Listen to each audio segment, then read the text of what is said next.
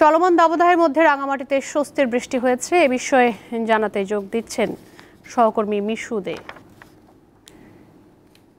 মিশু, রাঙামাটিতে কেমন বৃষ্টি হয়েছে আর বৃষ্টির পর তাপমাত্রা কতটা কমেছে?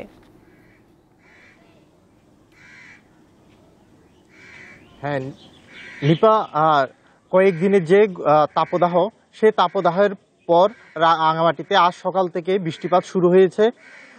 সকাল থেকে বৃষ্টিপাত শুরু হলে দেখা যায় রাঙামাটিতে বজ্রপাতে ৩ জন মারা গেছে, যা রাঙামাটির বাগাইছড়ি এবং সাজেক, পাশাপাশি রাঙামাটি সদরের তবলছড়িতে এই ৩ জন মারা যায়।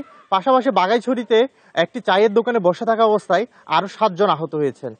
আমি কিছুক্ষণ আগে রাঙামাটি আবহাওয়া অধিদপ্তরের সাথে কথা বলেছি। তাদের রেকর্ড অনুসারে রাঙামাটিতে আজ সকাল থেকে ২১ মিলিমিটার বৃষ্টিপাত রেকর্ড করা হয়েছে। এই বৃষ্টির পর রাঙামাটির জনজীবনে স্বস্তি নেমে এসেছে। রাঙামাটিতে যে শ্রমিক আমরা দেখেছি গত কিছুদিন ধরে তাদের যে তীব্র তাপদাহ, এই তাপদাহে তাদের কাজ করতে কষ্ট হচ্ছিল, কিন্তু আজ সকাল থেকে যে স্বস্তির বৃষ্টি, সেই স্বস্তির বৃষ্টিতে তারা উচ্ছ্বাস প্রকাশ করেছেন। তারা এই স্বস্তির বৃষ্টিতে কাজ করে ভালো এবং খুব স্বস্তি উপভোগ করছে বলে আমাদের জানিয়েছেন। আজ সকাল থেকে যে বৃষ্টিপাত হচ্ছিল, সেই বৃষ্টিপাতের ফলে রাঙামাটি শহরের প্রায় সব এলাকায় বেশ কিছুক্ষণ বিদ্যুৎ বিচ্ছিন্ন ছিল। আমি কিছুক্ষণ আগে রাঙামাটি বিদ্যুৎ বিতরণ বিভাগের সাথে কথা বলেছিলাম।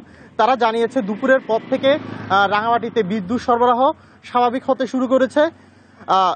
এছাড়াও রাঙামাটিতে যে ৩ জন বজ্রপাতে নিহত হয়েছিল, তাদের মধ্যে বাগাইছড়িতে ২ জন, সে ২ জনকে রাঙামাটি বাগাইছড়ি উপজেলা প্রশাসনের পক্ষ থেকে ১০,০০০ টাকা করে অর্থ বরাদ্দ প্রদান করেছেন বলে আমাদের জানিয়েছিলেন।